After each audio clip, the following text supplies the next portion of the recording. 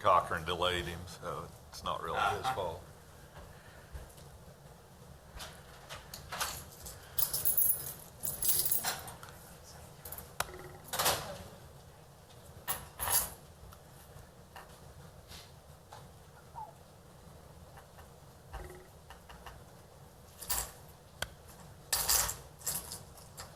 Hey, Braxton.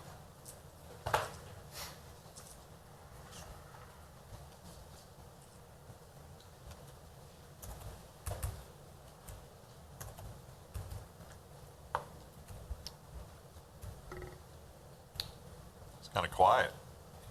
What's the deal? Yeah.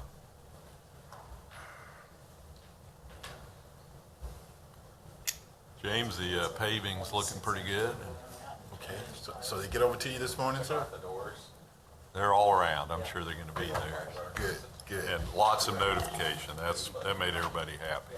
outstanding. All right, I think we're ready to go.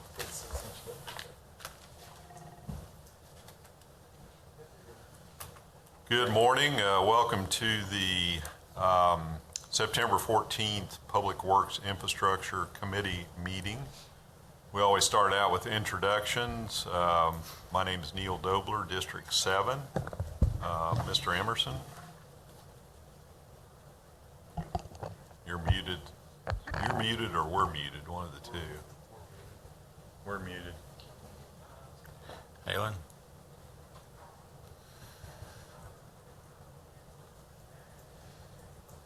No, it's on our end, Tony. Oh, Tony's. Mike Lesser, District 9. Councilman. All right. Councilman Tony Emerson, District 4. And we will go ahead and get started. Mike Lesser, District 9, Councilman. Thank you. Can you make sure we can hear Councilman Emerson? You had one job. Is the TV on? Halen, turn the TV. TV? Yeah, turn the volume on TV. It's not supposed to come through the TV. Oh, okay. It's supposed to only come through the speaker. It's not. I don't even know it's an issue, but Okay. That's probably good. out here. Okay. It's routed the correct way, like play the test. You can hear it. So I'm not sure. I don't know if Tony Trowers it will work. But like if it's Emerson, I'll let Ronaldo know about that. All right. Tony Trower, can you do a sound check for us? Can you hear me this morning? Yeah. Hello? Yeah. Yep. We've got you, Councilman Emerson. It may be on your end. Could be on your end, Tony. You probably screwed it up. All right. Tony, you had one job.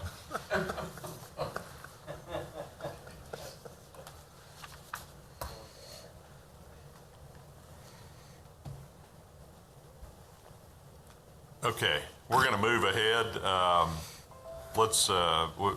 You've got the meeting minutes from the July 19th committee meeting in front of you. Is there a Motion to approve. Motion to approve. Second. There we go. All right, second from Councilman Emerson. All those in favor say aye. Aye. Those opposed, motion passes. Let's move to our 2021 project updates. Okay, very good. Thank you, Mr. Chair, members of the council, Mr. City Manager. Good morning, everyone. This morning's project list, to start off, if we could move to Project 1, please. 10th and Wanamaker. We are working on the last section now. We're in the process of demolishing that section between Southwest Chatham and Fairlawn. The other section going back west, we're going to be placing the final 2 inches or the final lift on it, going back to Morna, and we have an anticipated completion date of November 19th. Next project, please. Southwest 12th, Kansas to Washburn. We have all but the top lift to go on the section between South Kansas and Topeka Boulevard. We're also placing the 12-foot path over there right now.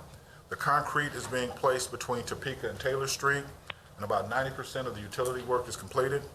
The remaining subgrade is being worked on from Washburn up to Washburn right now, and we have an anticipated completion date for this portion of the project for Kansas to Washburn, November 23rd. Next project, please. North Kansas Avenue, Morse to Soldier Street. The west half of Kansas and Morse intersection has been placed. In addition to the base courses of asphalt just north of John Street or St. John Street, and work continues on the west side or the southbound lanes, and that projected completion date is December 2nd. Next project. Southeast Deer Creek Traffic Way. The concrete pavement patching is almost completed in the southbound side.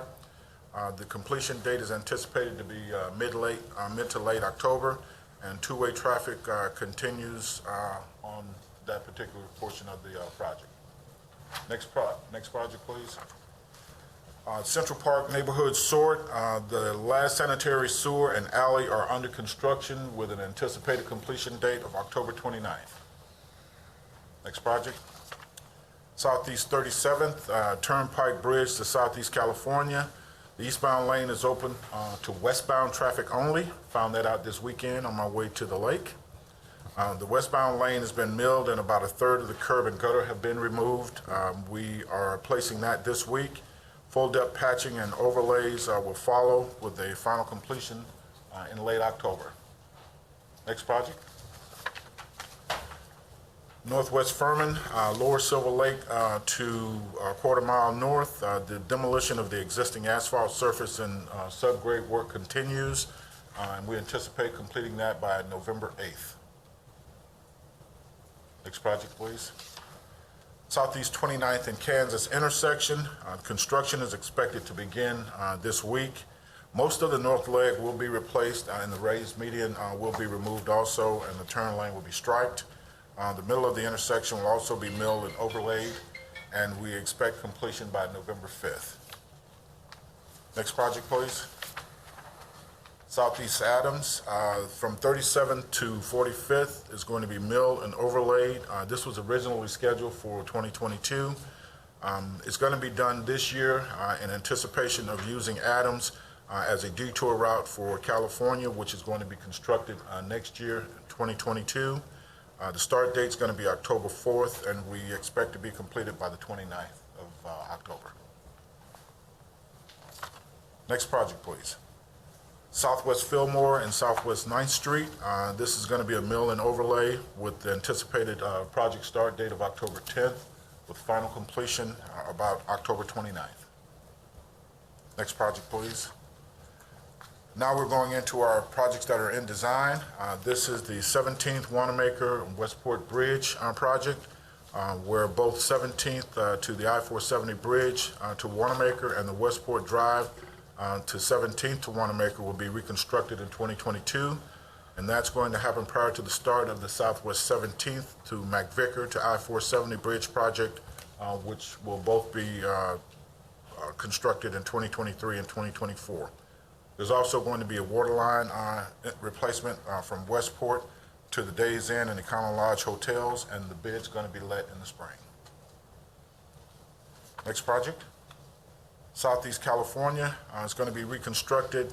Southeast California from a 2-lane rural section to a 3-lane section with curb and gutter.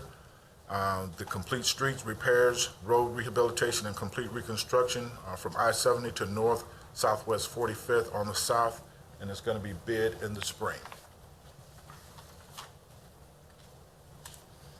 Next project, please. 17th, McVicker to I-470, recently referenced. We're going to have a public engagement and outreach planning and preparations that are underway. Public outreach will be scheduled to business owners, city staff, and elected officials and neighborhood leaders this fall. This is anticipated construction 2023 and 2024. That concludes the project update. Mr. Chair, do you have any questions? Thank you. Any questions for Mr. Jackson? Quick question. Yes, sir. Yes, sir. On our 10th and Wanamaker to Fairlawn project. Where are we at on our side slope project? 10th Street. Did I say, yeah, I said 10, on 10th Street? Are we referring to the Retaining retaining wall. wall? Yes. That, we were working to have that bid, Mark, do you want to come up and explain where we are on that right now? Yeah, I went through the office check plans, and they're back to design consultant, and I should have those back tomorrow. Okay. So that way I can try to then schedule to go out for bids on that, to see what kind of numbers we can get. So if everything goes the way that you plan, we go out to bid in 2 weeks? No? It'd be nice if I could get it out in 2 weeks. I'd try to push if I could, but I should get the revised consultant plans tomorrow. And then that way I can try to push to see what kind of numbers we can get, if I can get those in 2 weeks. It's pretty hard to get them that fast. I just bring it up, we're running out of fall time, Right. planning time, all those type of things, and I think we started on this spring, didn't we? Yes, sir, we sure did. Yeah, so, Yeah, it's been a project that's danced back and forth, but finally we went to a very good design on that one. And I went through the office check, and we'll have the final check plans tomorrow. okay. Yeah. Thank And you. Councilman Lesser, we had a couple of issues that we were dealing with as it pertained to actually installing the wall. When we initially started, we thought we were going to be able to place it just behind the sidewalk area. We looked at it, and that was going to be in the utility easement, so we pulled it back, and we actually had it designed in-house so that we could get a better design. It actually increased the cost of the project, but we're going to feel much more comfortable about it, and we think the resident will as well. And in the meantime, we're actually maintaining their grass to make sure that. Right, I knew that, and I appreciate that, and he does as well, they had just asked for an update, so. Okay. That's all I needed, thank you. Okay. Thank you. Councilman Emerson, any questions?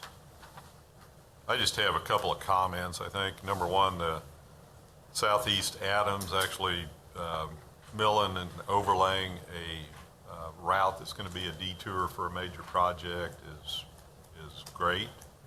I know that's not, we can't make that happen every time, but it's really nice when we can. And then the other thing, I noticed there was a comment on the Southeast California project that it completes really the route from I-70 to 45th Street, and that was, I believe Councilman Nave started that project 20 years ago, maybe a little bit less, but it's nice to see the entire plan completed. And since the first one was done 20 years ago, we can probably go back and rebuild that one now, hopefully not, but it's good to see that happen. Appreciate that. Sure. And Mr. Chair, if I yes. might, I'd like to highlight some work that's actually been happening in engineering. The team has been doing a really good job. We only have one inspector, but through efforts from the engineering office, we're actually redesigning our permitting process to ensure that anyone that's working in our right-of-way, we know that they're there so that we can go out and manage that so that we don't end up taking on any additional costs to restore those rights-of-ways after people have gone into our right-of-way. So they're doing a really good job on that. And one of the things that they caught over on California between 21st and 25th just last week was we had a contractor to go in, actually a utility that went in, and they had a contractor as a sub to come in to backfill several of the openings there on California between 21st and 25th. The subcontractor, it appears, actually used the wrong grade of asphalt, which you know will cause the road to deteriorate much quicker. So we're actually having them redo that, albeit we're going to reconstruct the road next year, but we're having them to redo it to put the proper asphalt in place. So I just wanted to point out the fact that engineering and their inspectors are doing a great job now. Good. Glad to hear that. Thanks for that highlight. All right, next item is the fleet lease program. Anna? Thank you, Councilman. Just wanted to provide a quick update. So based on some feedback that we'd received after our last committee meeting, we are taking out the fleet program for a full bid. So we are currently working on defining the scope as well as the requirements and leveraging a couple other public entities that have done similar efforts recently to make sure that what we're building is comprehensive and meets our needs as a city. We're still looking to keep it limited to light and mid-duty vehicles, but want to open it up for any additional questions or feedback you may have before we put this out on the street. Thank you. Any questions or comments? Councilman Emerson, Councilman Lesser? I don't have any. I'm happy to see that go out. So we're still talking the 50 vehicle pilot project. Is that right? Yes, sir. Okay. What kind of timeline do you think? We're still waiting to evaluate a couple other entities and how they have scoped out their programs to make sure that we can learn from them with similar restrictions and needs that we have for our municipality. So hopefully within the next couple months, but don't want to rush it, knowing that we want to get a program that truly does meet our comprehensive desires. Great. Thanks. Item 5 is discussion of the parking garage infrastructure and parking fund.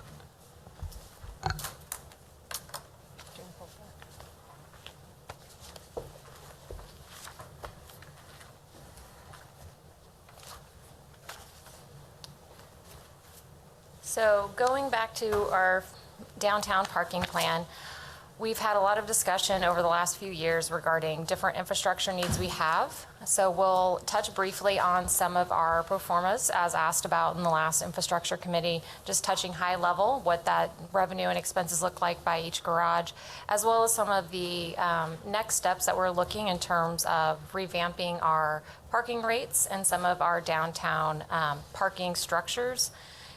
Specifically on street and how we have that categorized and where it's at. We have started working with DTI and Rhiannon to socialize this and start to re-engage based on a lot of the changes that we've had downtown over the last year since we've essentially tabled this topic, as well as Jason and the team have worked to start to actually deploy a lot of the capital programs and repairs that we need primarily at town site starting out, but also evaluating the lighting and some of the other security enhancements that have become an increased priority for our downtown stakeholders. So with that, I'll turn it over to Jason and let him give some of the high-level information. It's really just a discussion item. We'll send the deck out afterwards, but please let us know any additional questions as we go through. Great, thank you. So as we go to the next slide, I thought it might be helpful, just as we're talking about all the different garages, to give you some orientation as to which garages are which. So this map will show you, when we're referring to the garages by name, give you a little bit of a better idea about which garage we're speaking about and how many spaces we have at each of those garages. All of our garages are currently $67.75 a month, with the exception of the 9th Street garage, due to a long-term contracting agreement we have with Burlington Northern because they own the land that the garage sits on. That garage must be 2/3 the next lowest price of any other garage. So that one sits at $47.75. The remainder of the garages are $67.75, and we do have some reserve spaces at Center City, which are priced at $75.50. There are also a number of long-term contracts that are in place. So when we do have someone who is willing to commit to a long-term contract, we do offer a discounted rate in exchange for them committing to that long-term. Some of the longest ones are with some of the state organizations, particularly the Department of Children and Family Services and the Department of Corrections, who have some going for quite some time into the 2030s. So on the next slide, it was requested that we provide profit and loss information in a pro forma by each garage. What you see there graphically is the totals for the entire parking garage system. As you can see, our revenue that's currently budgeted for 2022 is just under $2 million annually, and then see the various expenses that bring our revenue down into the red with mainly our operating costs are about break even. Slightly in the red, and then the needed capital expense is what drives us to $1 million in the negative. And then we also have that broken out by each individual garage below in the table that you can see there. The only garage that actually shows an annual profit based on our current maintenance and expense is Park and Shop Garage. That gets the benefit of there is not as much capital expense needed at Park and Shop based on our initial assessments. Also, Park and Shop does benefit from getting more hourly revenue than some of the other garages because it is so convenient to the courthouse and City Hall. Wanted to go over what our current rates are. I know we covered some of this information last time, but this is the current pricing that we have on all of our parking garages, parking lots, on-street, and fines. And then we also wanted to discuss some potential proposals. This is also what our current parking looks like on-street. So that may be a little hard to see, but what you can see there is that we have a variety of different rules that are in place in the downtown parking, depending on which block you are on. So you can see the key there where we have 1 hour, 2 hour, or 10-hour meters. Also where we have 2-hour zones, the 2-hour block zone on Kansas Avenue, and then our 4-hour zones for a little bit more long-term parking, and then where the parking lots and parking garages are located. One thing that we do want to make sure that we bring up is just looking at this map, it becomes very difficult for our parking control officers on the street when someone asks, where can I park, to give them an easy answer, because we have a lot of, on one block, you may have a 1-hour meter, a 2-hour meter, you may have a longer term space. It is fairly inconsistent out there as we've made changes over time to accommodate different buildings that have existed there at different times. Jason, can I ask a quick question on that? Yes, go ahead. Are those time slots based on observed demand in No. those areas? No, so we have not in the past had any type of reporting or data collection on demand. Up until 2020, all of our revenue was collected through just pulling the money out of the meters, so we didn't have accurate information as to which spaces were used most frequently. As of today, we do have some of that information because about 25% of our revenue does come from people who are paying by app, and in that case, we can see which zones are used most frequently or which are paid for most frequently. So we do have some more of that information now, but we do not have the availability to do things like demand-based pricing because the meters can't, they're based on physical points. So they can't fluctuate based on pricing demand. Okay, thank you. That would be great in the future. So then moving on to the next slide, some of the proposed changes that I know we briefly talked about last time, but we wanted to put some more numbers in front of you. One would be simplifying the parking zones. So wherever possible, making sure that the same rule applies to each block. So we don't have different types of meters or zones within the same parking block. We would like to test app-only zones. So in the future, we do think it will be necessary for us to have paid parking spaces that do not have a physical meter at them. As I just mentioned, about 25% of our current meter revenue is coming from people who are paying by the app. So we would like to start testing out if we had a zone that was pay app only, what kind of response we would get. And I think long-term that is something that we will need to consider on Kansas Avenue because we likely do not want to put the meters back onto Kansas Avenue for aesthetic reasons. However, while we're not recommending it today, we do need to consider that that is a current revenue source that we are not tapping into by allowing free parking on Kansas Avenue. What we would like to do in the future is establish a minimum and a max pricing range for each of our pricing that would allow the Parking Administration Department to set their rates without having to have approval for each individual pricing change that we would make. So in the future, what we'd like to do is have a range where parking garages could cost between $40 up to $120, and we would be able to respond to the market demand. So there's a couple different scenarios that would play out there. One would be if we just see real estate changes.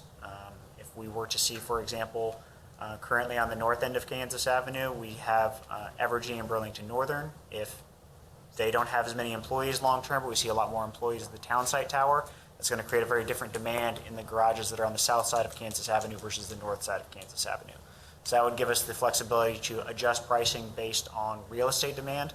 But then also, as we do adjust those prices, we may find scenarios where we've increased the prices of the garages and that's pushing more people onto the street or vice versa. And we want to be able to dial in those prices to make sure we're not getting too much congestion in any one particular area and allowing us to adjust as the terms on the street dictate.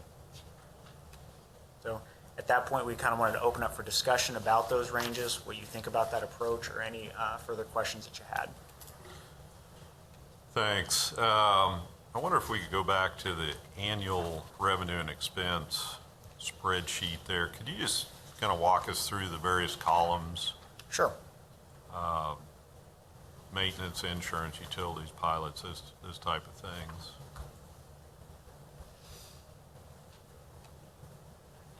Just what those mean. Sure. Any issues with each one? Debt service is, or actual, well, I'll wait till you get to that Sure, column, no sorry. problem. Maintenance costs would be anything that is spent on physical goods that are needed to repair the garages. So for example, anytime we have to replace lighting parts for any of the pieces inside the garage, that would also cover anytime we have to call out a contractor. So for example, when we have maintenance needed on some of the electronic door or some of the electronic card readers, also for our fire sprinkler systems or for our elevators, we have contractors that come out and handle those repairs. Little things like lighting repairs, or if it's just the door latch, not the card reader, our maintenance staff handles those. Sometimes there's parts associated with that, but for the more complicated elevator repairs, we do have to call out a vendor for that, and that would fall into the maintenance expense.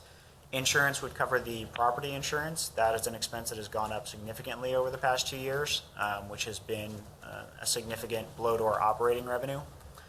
Utilities would be electricity and water. We are constantly trying to reduce our electricity expense.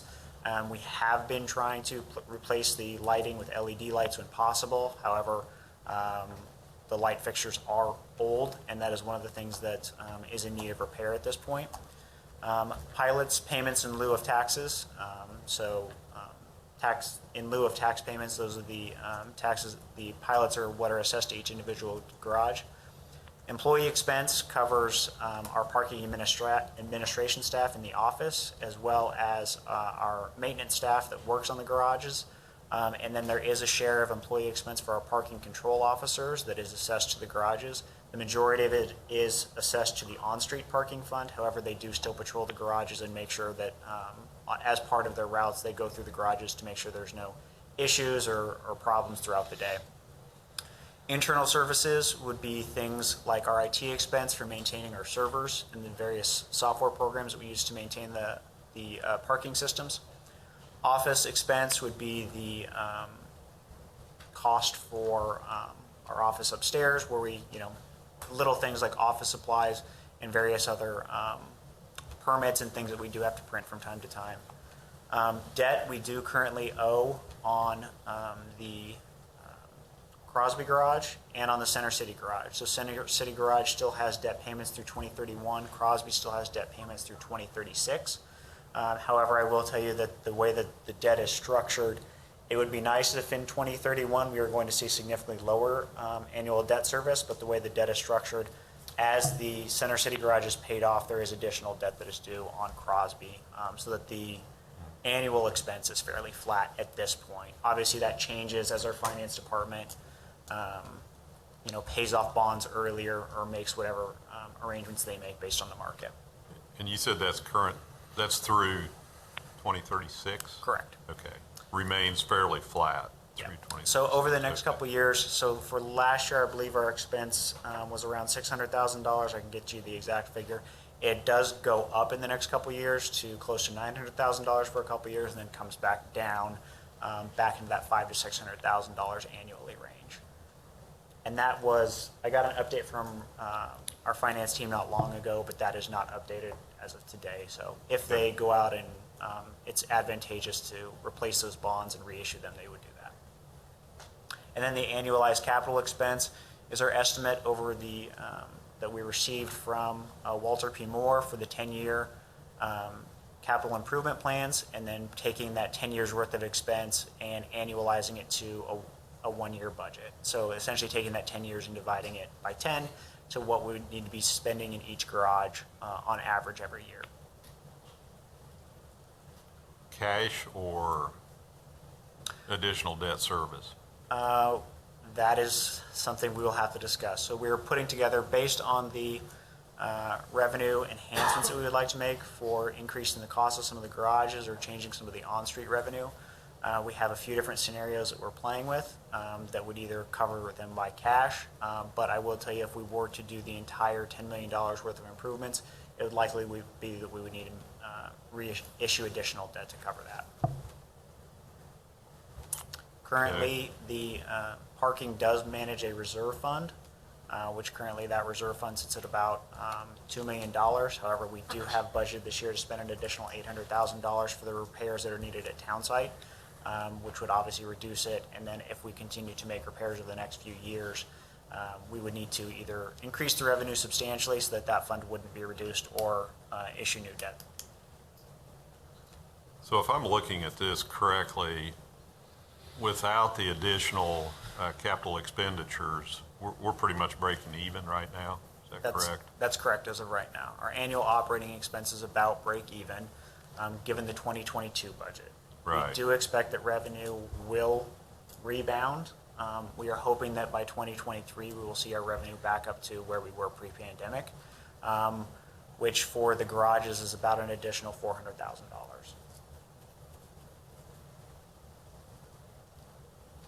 Obviously, that's the hope. We were trending very well this year.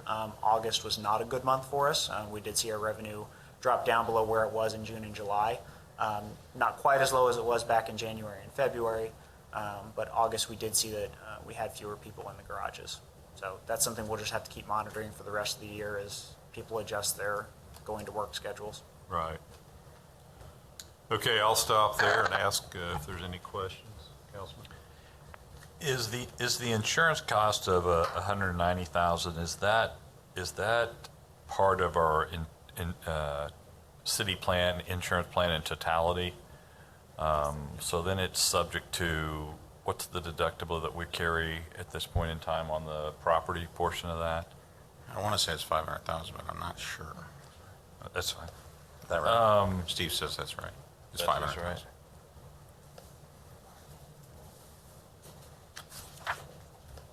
I would just be curious,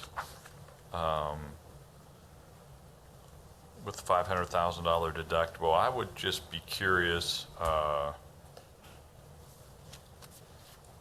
whether or not that's something we want to choose to self-insure in totality or not. These are masonry structures. 31 years in business, I've never had a masonry parking garage catch fire or blow away.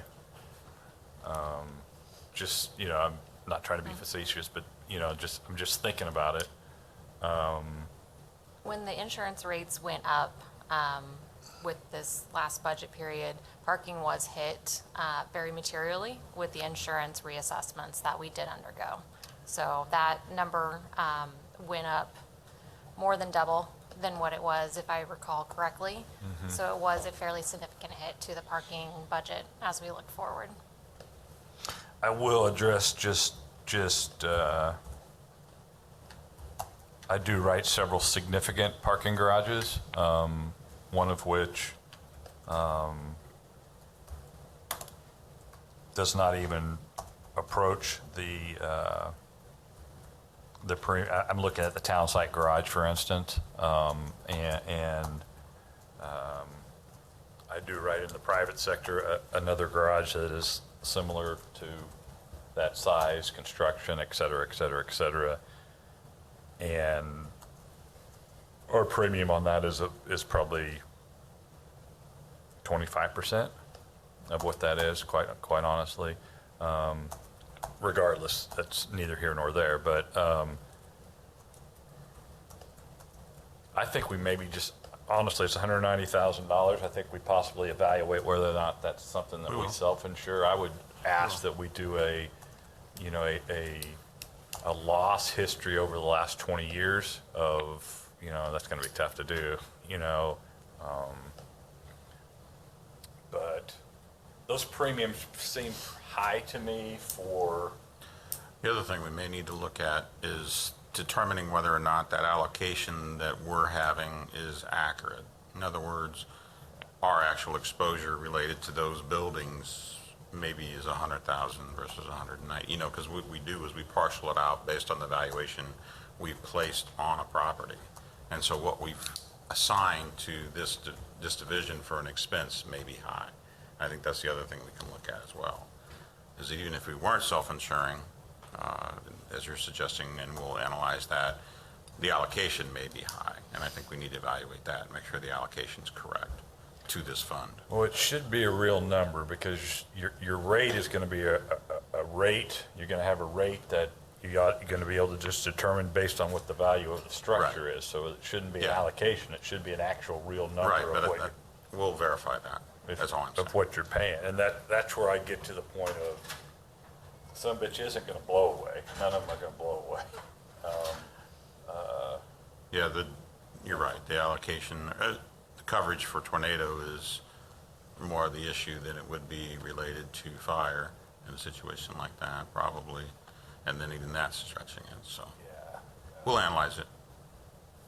The main exposure you're going to have is going to be an electrical type fire that then basically some type of fire catches, and then it's an electrical equipment breakdown type situation where then it you know, the big exposure is your electrical panel, your lighting, et cetera, et cetera, et cetera. I mean, that's where your big Okay. exposure is, but, you know, coming from a former son of an electrician in all these garages, $500 goes a long way to put up, you know, new EMT and wire and lights and stuff. I think it's just worth, you know, something to look at, you know, of whether or not that, you know, because if that's the case, it puts us in the black pretty quick, you know, so that's all I had, Neil. Thank you, Councilman. Councilman Emerson?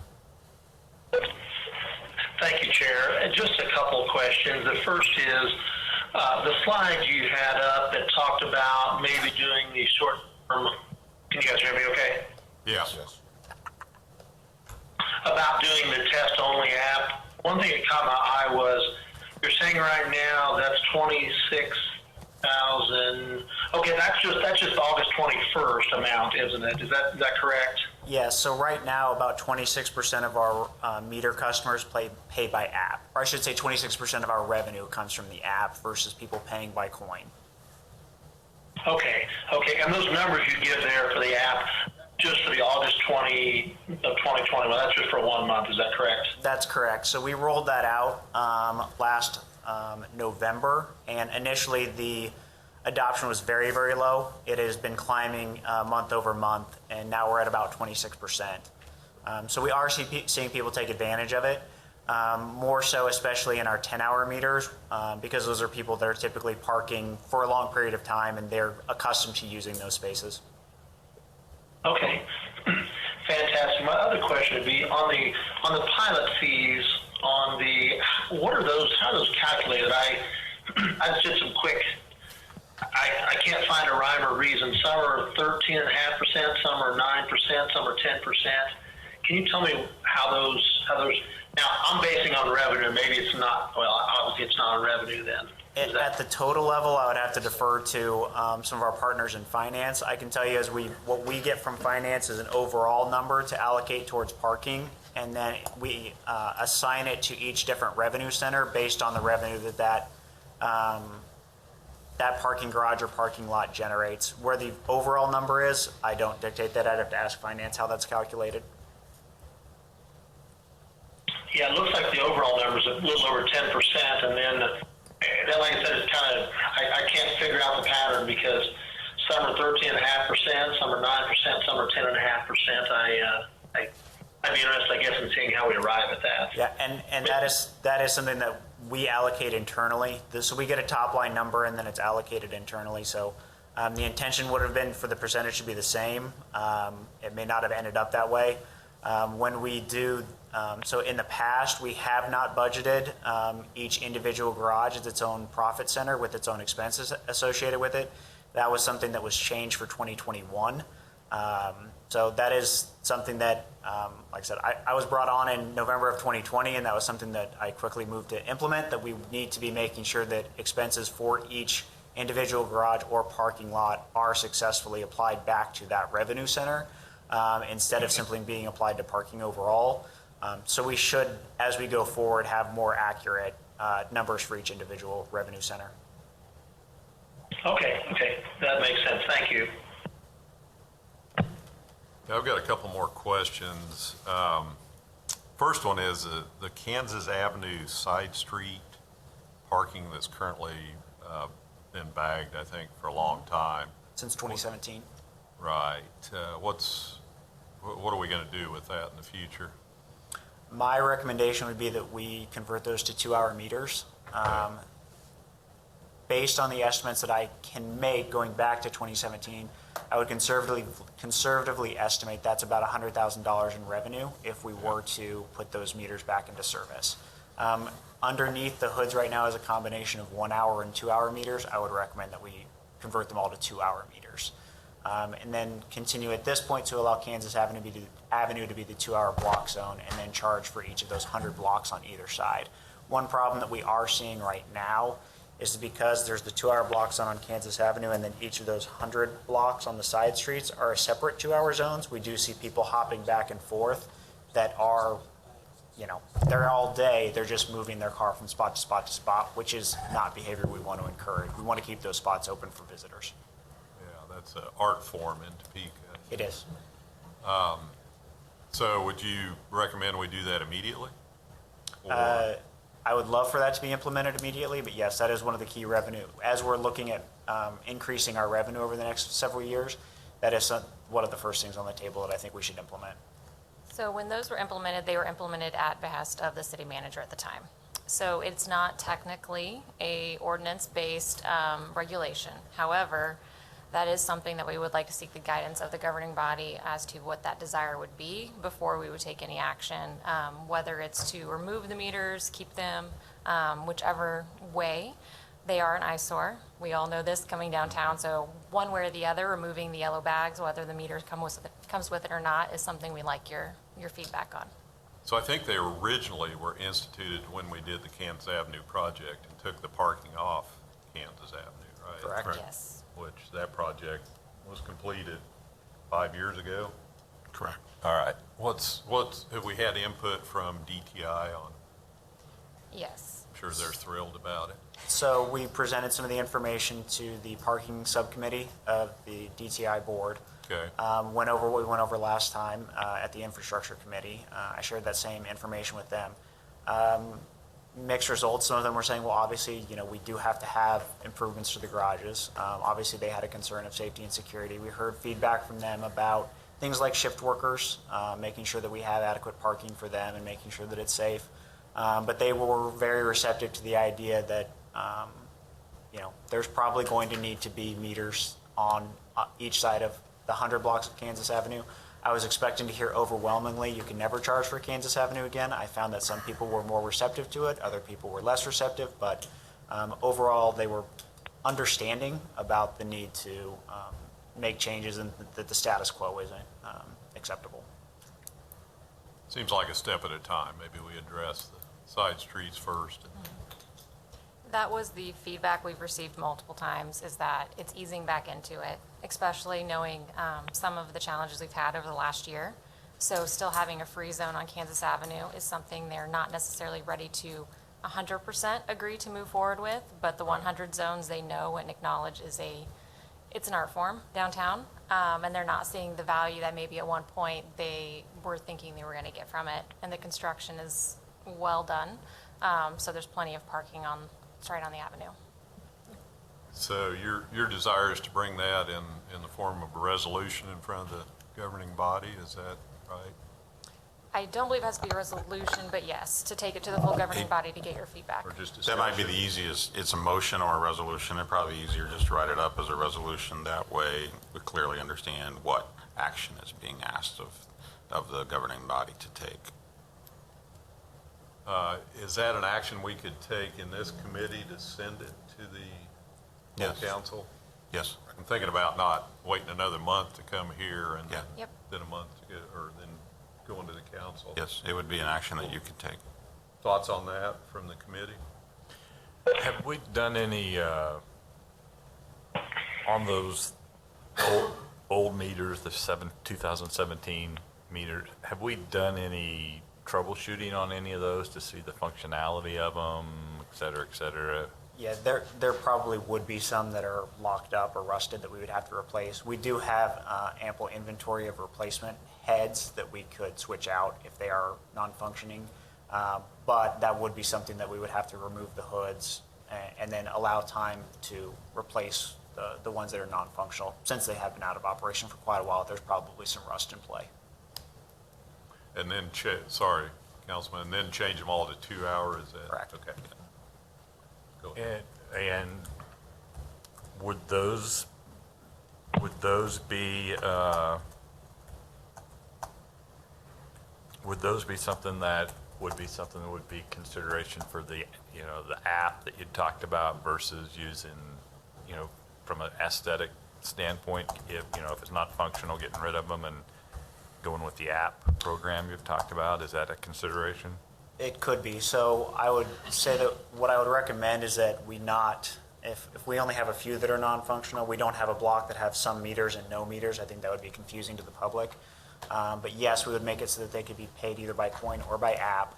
I do think that if we are going to test app-based payment, I don't think that'd be the best solution just because it'd be too many changes at once.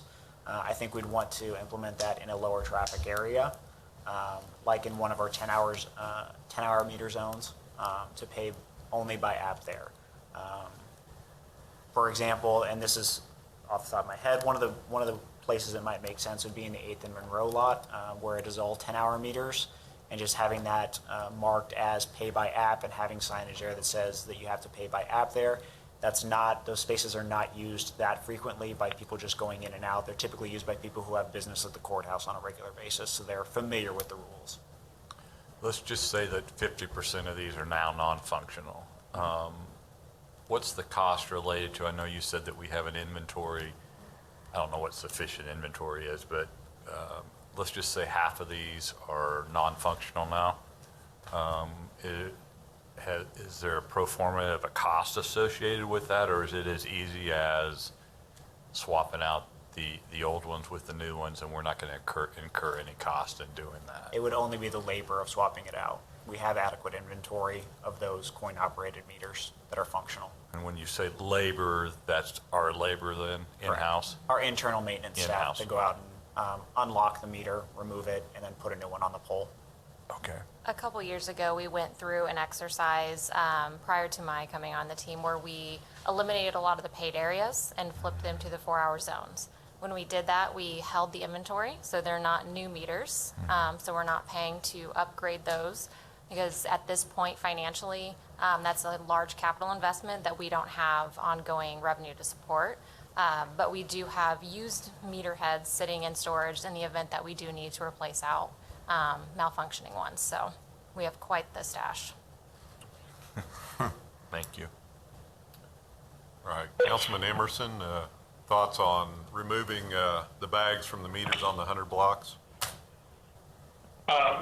Yeah, Chair, thank you. I guess if there is not opposition of downtown Topeka and there's a parking subgroup, I think it's something that I would support.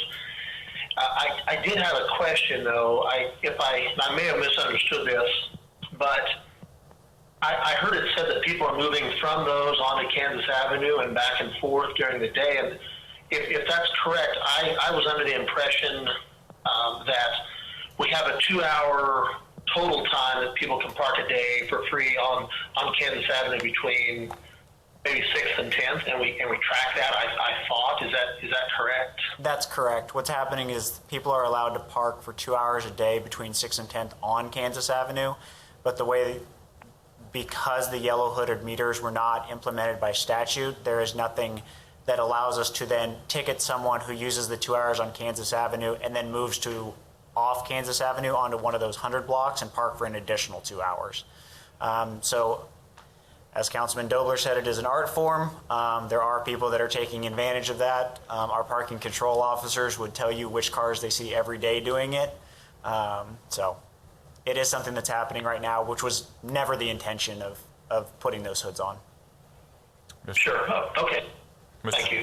Mr. Chair, Yes. I was just texted by Councilwoman Valdivia, who has indicated that The sound is off on Facebook Live for the meeting. She's trying to listen in, and everything just went dead. Picture, but no volume. Thank you. Thank you. So I guess the action, can we take action today? Yeah, I on would, this? Do we have to yes. have a agenda item? because it's or- simply a recommendation, and you would then bring it as a report to the governing body. Okay. I guess I'd look for a motion if the rest of the committee is in agreement that we bring a resolution in front of the council to remove the bags and start charging essentially for the 100 blocks on either side of Kansas Avenue.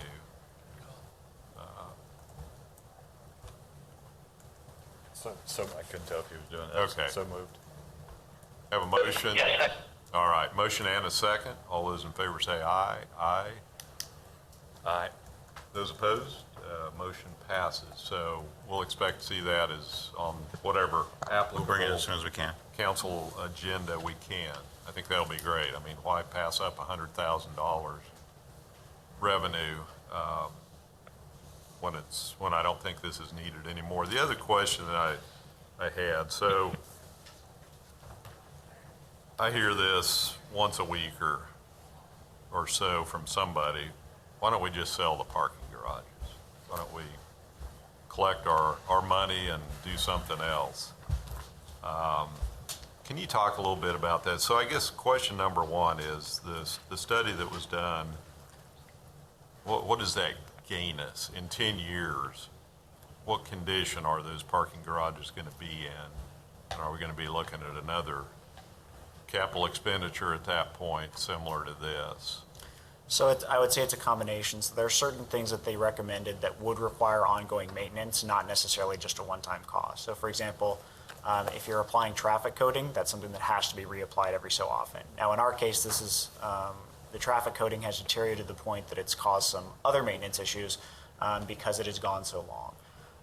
In terms of whether we would have to spend $10 million every 10 years, that's not accurate. It would definitely be a portion of that amount, but it would not be the entire $10 million. In terms of selling the garages, that is something that we have been approached a couple of times since I've been here, or I've heard of conversations that have happened in the past, but that the desired sale price and the desired buy price are pretty far apart. We can look into a scenario in which we would look to enter into a public-private partnership. That was something that was explored through the study that Columbia Capital did that was completed just before the pandemic. It was completed in February 2020, so the study kind of, a lot changed right after that study was given. So the value of a parking garage may not exactly be what it was then. They listed out a variety of different risks, and were it's a study, so they weren't necessarily recommending against it, but obviously they said there'd be significant risk to doing that, to entering into a public-private partnership, where we would sell the garages to another entity, and they would have a range of prices that they could charge that we would agree to at the time of the sale. That is something we can continue to explore. However, in the short term, that is not something that we have buyers that would be willing to purchase. I can tell you the improvements that we are prioritizing is not anything that we're not over, to use a flipping term, we're definitely not over improving our assets with the improvements that we are looking to get done. The improvements that we're looking to do at Townsite right now are to make sure that the structural improvements are where they need to be for public safety, and then also upgrading outdated light fixtures and making sure we have adequate emergency lighting, and making sure that all the fire suppression is working properly. So those are the priorities right now. We just lost you. You're back. Can you hear us now? Yes, I can now, yeah. We can hear you. Yep, a little bit of a glitch there. But yes, that's something that we would want to review to make sure that if we're making these capital expenditures, that we're doing so reasonably and not over improving the garages, because as we know, that is an option on the table. I don't think in the short term that's one that we can wait while we're pursuing it. And to be clear, one of the things I hear is, why don't we just give the garages away? Then we wouldn't have the expense. But clearly, we have to somehow have $600,000 to $900,000 a year for the next 12 years, I guess, 14 years, just to pay debt service on the two newest garages. So that would, if we were to sell all the garages as a package, that would be the floor of what we'd need to get out of that, So correct? if we were to sell the garages right now and to sell all of the garages, we would actually have to pay off the bonds at the time of sale. We could not continue Right. to maintain those bonds if we no longer own the assets. That would have to be factored into the price of the sale. Right.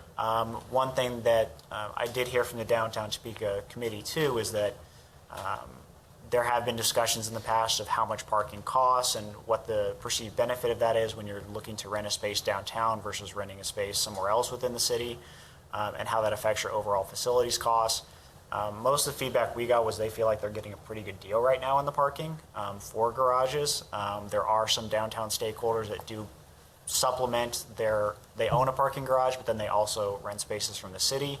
And what they're telling us is that, yes, they are happy to pay what they're paying for the city because the cost of maintaining their own garages exceeds what they're paying right now to us. If you could, okay, so one option at some point might be to sell all of the garages. I mean, if we could get out of the parking garage business, would we be happy? Looking at Steve Wade, yeah. That's probably not feasible. Are there single parking garages that it would make sense to get off the books that have some viability for a private owner to come in? In terms of just looking, if you're asking specifically on a profit and loss question, I would say no. I would say there could be opportunities based on the location of an actual garage and why one particular buyer might want it. So for example, the town site garage, if the owners of the building wanted to purchase that garage, they might be interested in that garage, but they wouldn't be interested in any of the other ones, for example. What we would have to consider would be many things that are outlined in the study that Columbia Capital did for us. So there would be risks associated with that because that would make our downtown less attractive to new companies in the future. If we sold off one of our assets and didn't have public parking available, it may be hard to recruit businesses to downtown. We also may run the risk then of the less amount of parking spaces we control downtown, that gives us less flexibility to control the price of what we charge for downtown. And it is an overall system, so there are many different risks to consider. Do we want to be in the parking business? That is obviously up for debate, but then there also is the long-term viability of your downtown if there isn't public parking available. So there's multiple things to consider. And that's why we're in the business. Yeah. Exactly. One of the risks, or one of the sentences specifically in the Columbia Capital study was that there have been numerous examples of municipalities that have sold off their parking garages and then within the next 10 years had to undergo the expense of building a new one because they had to in order to recruit a certain tenant into their downtown. So they sold off their garages and then had the cost of building a new one shortly thereafter. All right, any follow-up questions, Councilman? No. Councilman Emerson. Let's talk a little bit about 9th Street Garage. How much of an impediment is that to the overall garage situation since it has special conditions? We can't really get the revenue that we need to out of that. Is that correct? Yeah, I would say that's not a significant impediment. So it is based on a percentage. So if we were to increase the prices of the other garages, we could increase it in proportion. Right. One of the things that, as we're projecting revenue, that we could also consider and that I would actually recommend is that if we were to increase the price of some of the other garages, we consider lowering the price of 9th Street. One, just to, as a gesture of goodwill to the community, that we know that we are asking you to pay more, but we do have a lower cost option available to you if you're willing to walk a few more blocks. 9th Street does have excess capacity right now, so it could accommodate more users. So I think that would be a good option to then, in the short term, actually lower that price with the intention of increasing it in the future as we increase the other garages. So As you know, real estate is the most important factor in determining where people park. Even though it's 2 blocks away from another garage, you can still get an additional $30 a month out of it if it's 3 blocks closer to where I'm going to work. All right, good discussion. What is you have proposed parking changes. What are we looking at as far as timeline and action? What does this look like? Something you bring in front of the committee that goes to the council, and what is? So I believe our next step would be similar to the resolution that we just discussed. What we'd like to bring back to you is we have a list of proposed ranges there that we would like to get a vote of the entire governing body that they would approve those ranges and then give us discretion to make pricing changes within that range.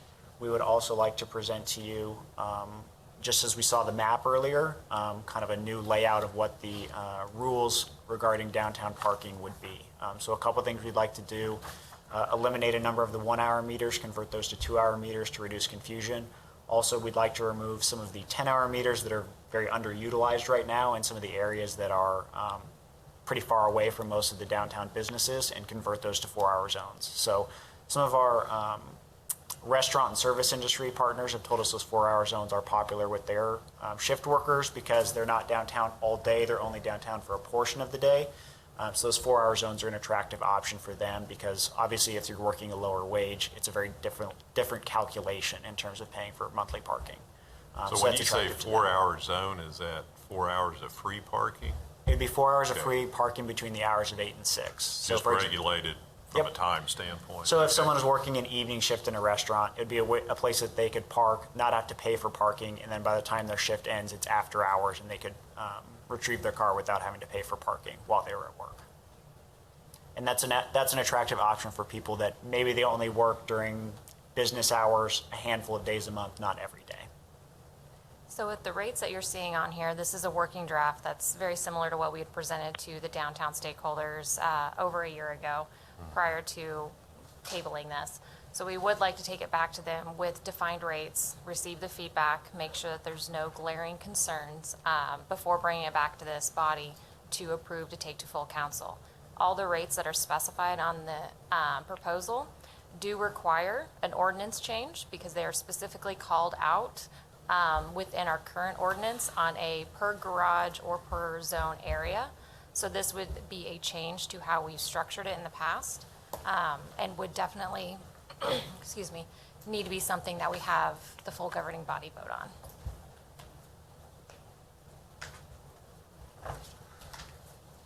Okay, so we don't really need an action, but this seems a really good start here, good information, I think. Yeah, it seems reasonable to go ahead and refine it, as you discussed, and probably bring back in front of the committee next time, and then we can take action to move it to the council at that point. It may be 2 times. I'll get with That's Rhiannon fine. and understand what the schedule looks like for DTI, as well as engage with some of the downtown smaller businesses that aren't part of that core group, just to ensure everybody is aware and has their chance to help contribute and review it with us. And let's make a point of inviting DTI to the, whatever committee meeting you present this. Let's get some representation, Rihanna or somebody.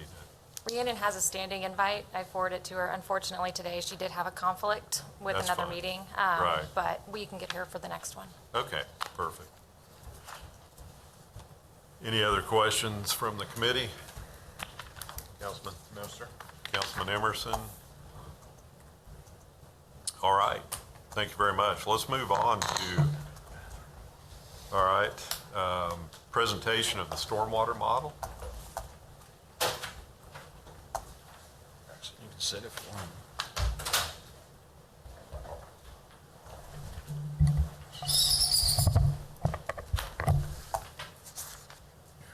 Thank you, Alan.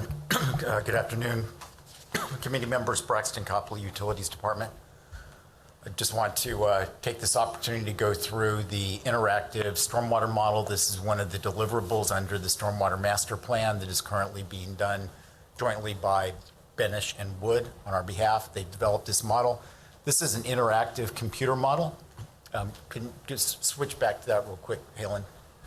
So this is an interactive commuter model that you can use your mouse and basically drill in. And what you're looking at here is the 89 different subbasins that we have developed in the city of Topeka.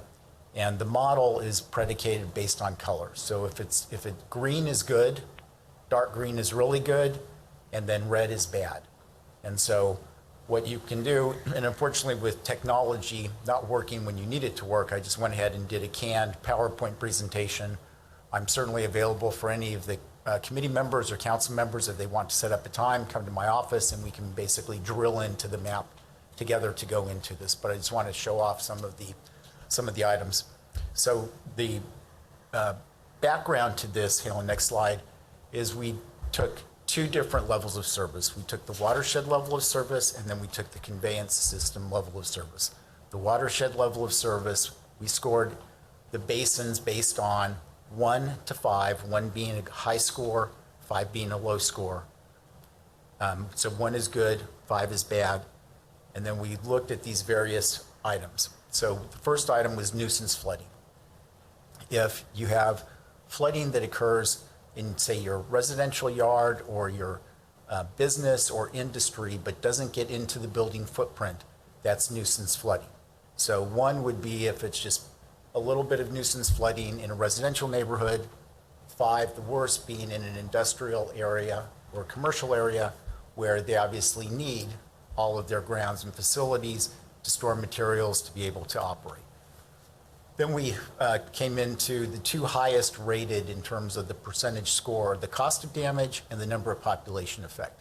Now, these are both actual physical damage to the structure caused by flooding.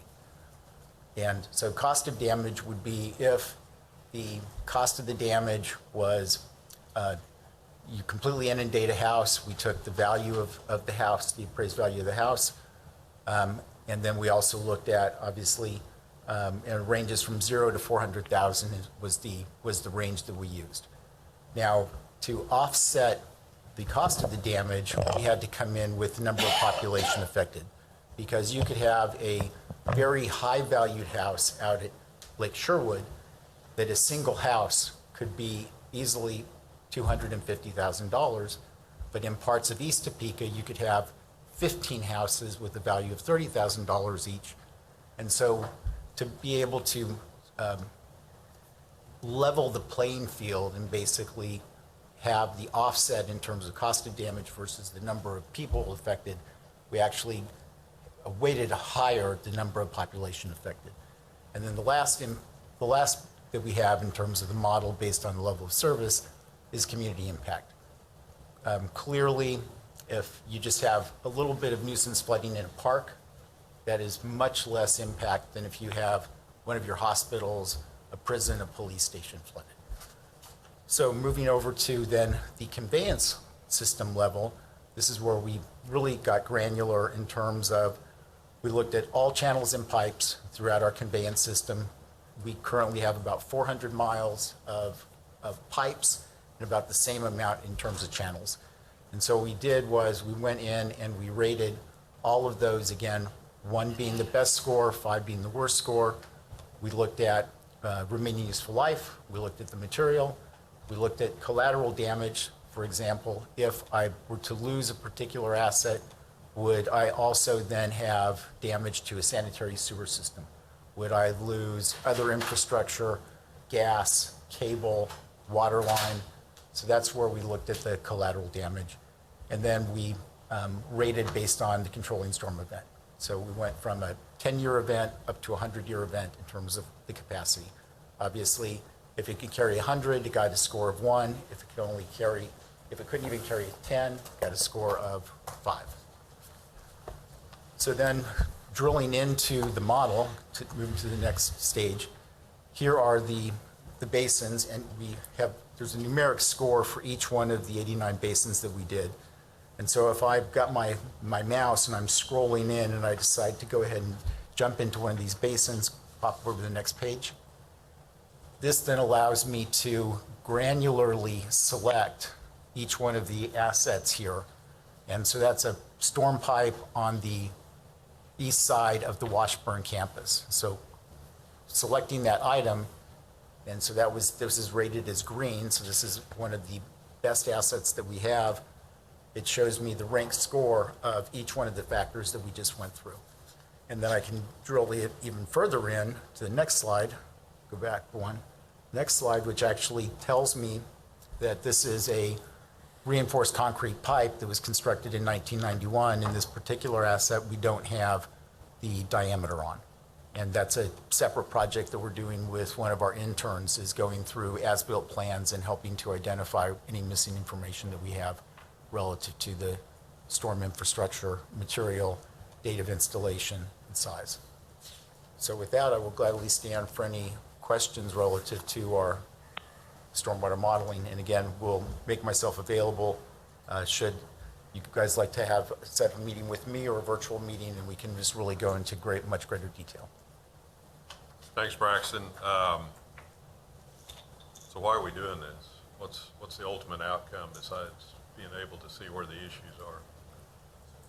The twofold outcome is, one, to be able to identify where we have issues so that when we have an opportunity to do a street project, we can say, hey, we have a stormwater issue here as well, and then be able to come up with, we're going to do further modeling of 40 of the basins in terms of dollar amounts or high-level estimates in terms of what the cost of the improvement is, that we can then use to help populate our CIP, both in terms of develop where we are in terms of what we need funding level, and more importantly, in terms of helping us to prioritize and select projects to do under our programs. So this is part of our three-pronged data-driven approach that we started back in 2017 in terms of making data-driven decisions relative to water line, stormwater, and then within the next 2 months, I hope to bring to you the first pass of our wastewater modeling as well. So this really helps you prioritize where we're going to spend the stormwater utility Correct. funds. Great, thank you. Question from the committee. Councilman Emerson, no. Councilman Lesser. I could ask lots of things, 'cause it's kind of my background, but I won't. I think it's a worthwhile endeavor. We're getting a lot more information, and hopefully, again, allows us to spend our stormwater utility dollars most effectively. Appreciate it. Thank you for the opportunity. Yep, thanks for the update, Braxton. All right, next item is items from staff. We have the pavement management modified 2022 list.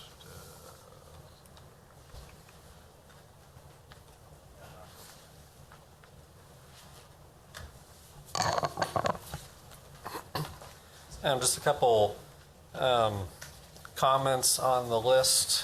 When we presented it to you last, we had the mill and overlay on Southeast Adams on the list. As Mr. Jackson mentioned earlier this morning, that will be constructed this year. So we added 2 separate sections on the project list for next year.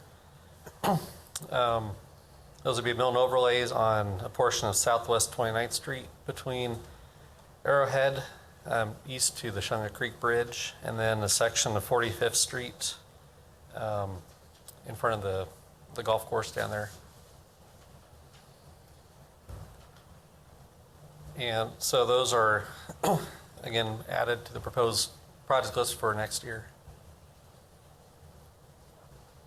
All right, do we need action on this? Is this?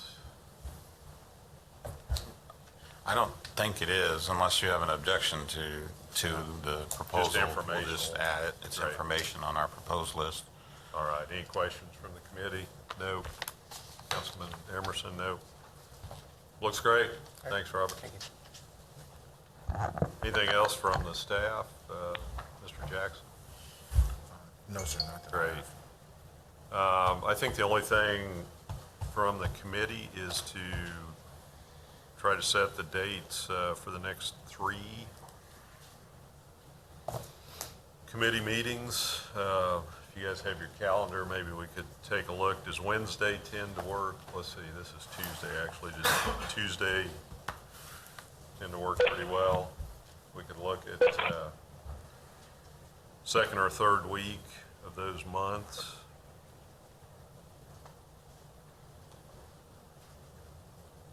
Which would probably be October 12th.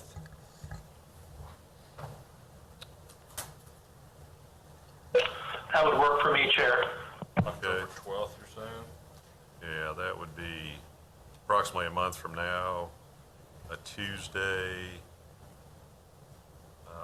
I think we probably just go ahead and look at 10 to 12 if that works.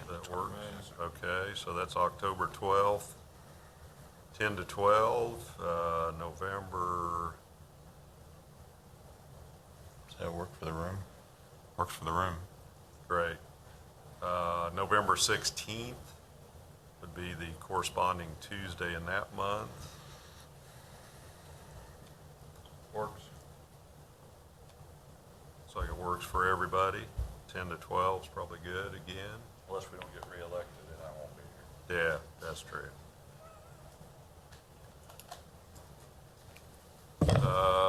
We'll move our meeting, Councilman Emerson. All right, and we'd be in December, looks like December 14th, 10 to 12. Work? Yeah. Is there a time of day that would be better? Or just the day? Okay. I'll make it work. Let's plan on that. We may end up canceling December if there's not enough agenda items. We're in the Christmas period. Yeah, I would like to try to, I mean, obviously there's certain times we have to. I'd like to try to keep these in an hour, be quite honest with you. Yeah. We 1 hour? certainly did it. Yeah. Okay, But, we'll adjust, I we'll mean, adjust. we're pretty close today, you know what I Yeah, mean? we'll make sure we adjust our agenda item length to that. That just makes Yeah. sense.